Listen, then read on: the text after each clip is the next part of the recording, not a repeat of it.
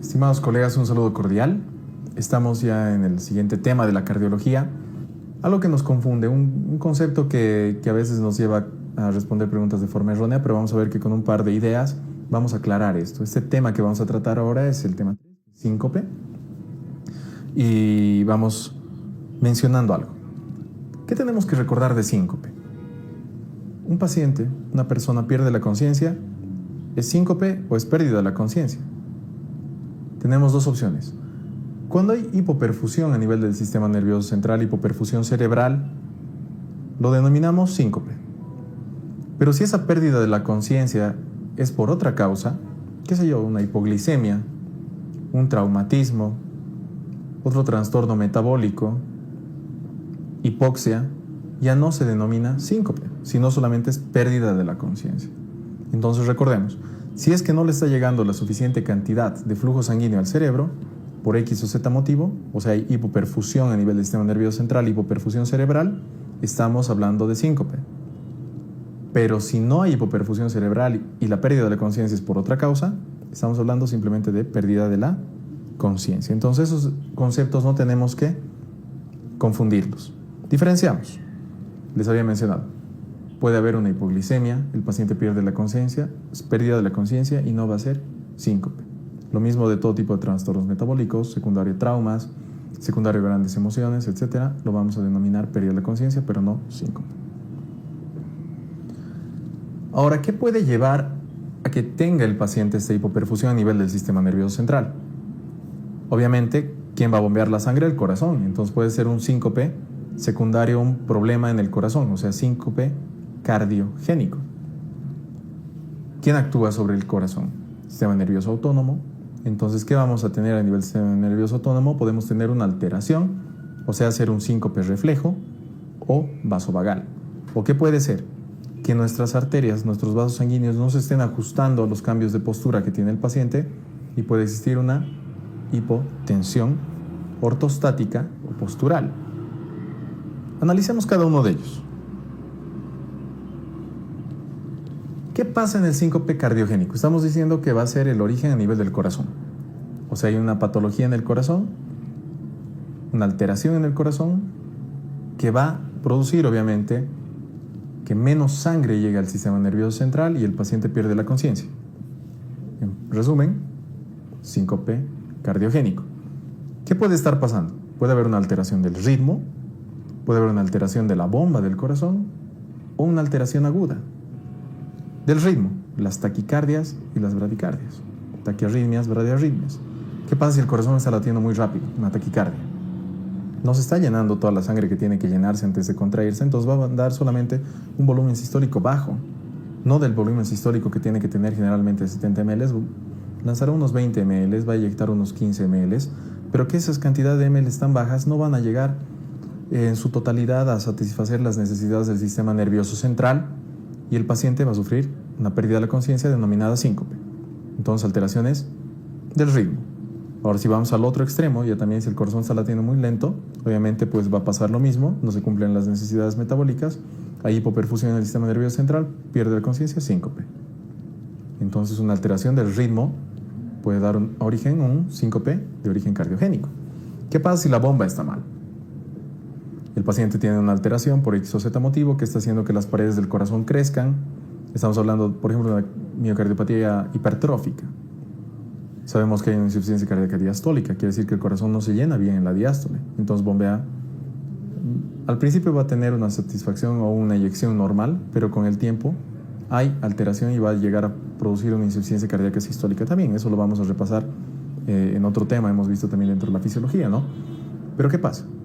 Hay menos perfusión en el sistema nervioso central porque el corazón no está contrayéndose bien, hay una alteración de la bomba, hipoperfusión y pérdida de la conciencia denominada síncope, de origen también cardiogénico. Ahora, ¿qué pasaría en el paciente si es que hay otros tipos de trastornos, unas valvulopatías, por ejemplo, que está volviendo sangre al corazón? No está llegando, lo mismo. O sea, cualquier patología del corazón que produzca hipoperfusión cerebral y el paciente pierde la conciencia, síncope de origen cardiogénico. Ahora pueden haber también problemas agudos. ¿A qué nos referimos con problemas agudos? Por ejemplo, un tromboembolismo pulmonar va a causar una insuficiencia cardíaca derecha, hipoperfusión cerebral, síncope, también va a ser de origen cardiogénico, pero agudo. o un taponamiento cardíaco. La contracción que va a ejercer esa presión sobre el corazón va a causar un problema de perfusión, bueno, en este caso de eyección, hipoperfusión en el sistema nervioso central, síncope, estamos hablando de síncope de origen cardiogénico, ¿no? Entonces, en eso resumimos más que todo las principales causas de pérdida de la conciencia o síncope de origen cardiogénico. Ahora, ¿qué pasa en el síncope reflejo o vasovagal? Hay una hiperactividad de la actividad vagal o parasimpática en el corazón. ¿Qué quiere decir? Que va a disminuir el tono de los vasos, va a haber una hipotensión, va a haber una vasodilatación, en este caso estaríamos hablando, y también un efecto cardioinhibidor o bradicardizante a nivel del corazón. O sea, el corazón va a latir mucho más lento y las paredes de los vasos sanguíneos van a estar menos elongadas de lo que deben estar, con una menor tensión. Entonces hay pérdida de la conciencia. Esta hiperactividad o reflejo vasovagal que se produce, o síncope vasovagal que va a dar origen, ¿no? Se puede deber a muchas causas. ¿Qué te produce un aumento de la actividad parasimpática? Por ejemplo, la tos, la micción, el masaje del seno carotídeo, o sea, cuando tienes una camisa bastante apreta o te anudas la corbata de forma muy apreta o utilizar bufandas apretas, realizar mucho ejercicio, el estrés, estar mucho tiempo de pie, aumentan la actividad parasimpática y desencadenan en estas personas que tienen predisposición a sufrir síncope de forma refleja o vasovagal, ¿ya? Ahora vamos a otro tipo de síncope que va a ser por hipotensión ortostática o postural. A muchos de nosotros nos ha pasado. Estamos en posición de cúbito, o sea, echados, nos levantamos de golpe y sentimos mareos. Nos queremos desvanecer. ¿Por qué se da esto? Porque cuando una persona está en decúbito, está echada, se produce vasodilatación, disminuye la tensión arterial también. Hay hipotensión de por sí. Ese estado hipotensivo, cuando una persona se va a poner de pie, los vasos sanguíneos tienen que contraerse. Tienen que contraerse para mantener esa presión y esa perfusión a nivel del sistema nervioso central de forma correcta. Ahora nos damos cuenta, cuando nos levantamos de forma muy rápida, no hay esa acción simpática para la contracción de los vasos sanguíneos, entonces las personas sentimos mareos. Pero en otras personas tarda mucho más aún esta reacción simpática de mantener la tensión entre los vasos sanguíneos y una correcta perfusión a nivel del sistema nervioso central y se produce una pérdida de la conciencia o síncope. ¿Ya? Eso se denomina síncope de origen hipotensivo ortostático. Una vez más repetimos, se da más que todo por la falta de actividad refleja sobre los vasos sanguíneos cuando una persona cambia de posición. Ahora, pueden existir síntomas prodrómicos, por ejemplo, sudoración, náuseas, malestar general, vómitos, que el paciente sienta antes de perder la conciencia. Y esos son síntomas prodrómicos.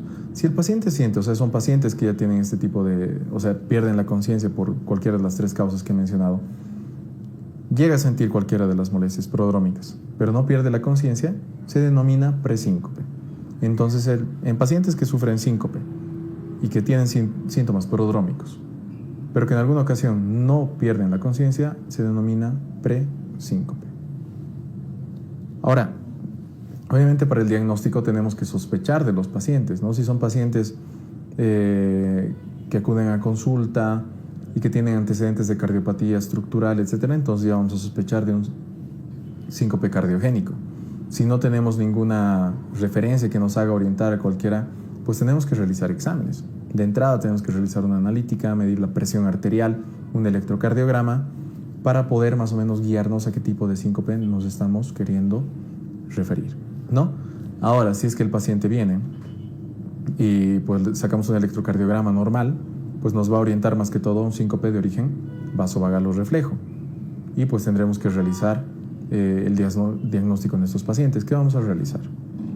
Si se da por hipotensión, estamos sospechando un paciente que te dice cada vez que me levanto o cambio de postura, siento mareos y me desvanezco. Podemos sospechar de un síncope de origen, por hipotensión ortostática.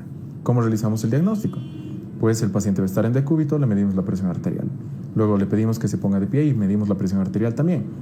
Va a haber un descenso de 20 milímetros de mercurio en la presión arterial sistólica y la presión arterial diastólica 10 milímetros de mercurio, o si no, la presión arterial sistólica puede estar debajo de 90 y nosotros podemos diagnosticar ya al paciente con el trastorno de síncope por reflejo o en este caso, hipotensión ortostática. ¿Ya? Tiene que haber esas variaciones en la presión arterial, en los cambios de postura que había mencionado, ya sea en la sistólica, diastólica o en la sistólica, baja de menor de 90 para denominar que es un síncope por hipotensión ortostática.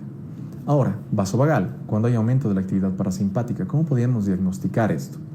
Pues realizamos un masaje del seno carotídeo, va a haber una pausa de 3 segundos en la frecuencia cardíaca del paciente y podemos llegar al diagnóstico, o si no, un descenso de menos de 50 milímetros de mercurio de la sistólica de lo que habíamos medido antes, y podemos llegar a la conclusión de que el paciente tiene síncope de origen vasovagal o por hiperactividad parasimpática. ¿Ya? Y cuando sospechamos de actividad o de un trastorno a nivel del corazón, una patología estructural del ritmo, etcétera, realizamos electrocardiogramas, podemos guiarnos con ecocardiografías, con ergometrías para poder llegar a este diagnóstico. El tratamiento tiene que ir dirigido al tipo de síncope que nos estamos refiriendo. Por ejemplo, si es que hay una patología estructural a nivel del corazón o del ritmo, pues tendremos que utilizar lo que necesitamos, ya sea farmacológico o la implantación de un marcapaso. Si es por un reflejo, un aumento de la actividad parasimpática, pues decirle al paciente que no tiene que tener cosas muy ajustadas en el cuello. Si es por la postura, pues decirle que tiene que evitar tener muchos cambios en la postura. Con esto hemos terminado el tercer tema de la cardiología y ya vamos a adentrarnos en los siguientes.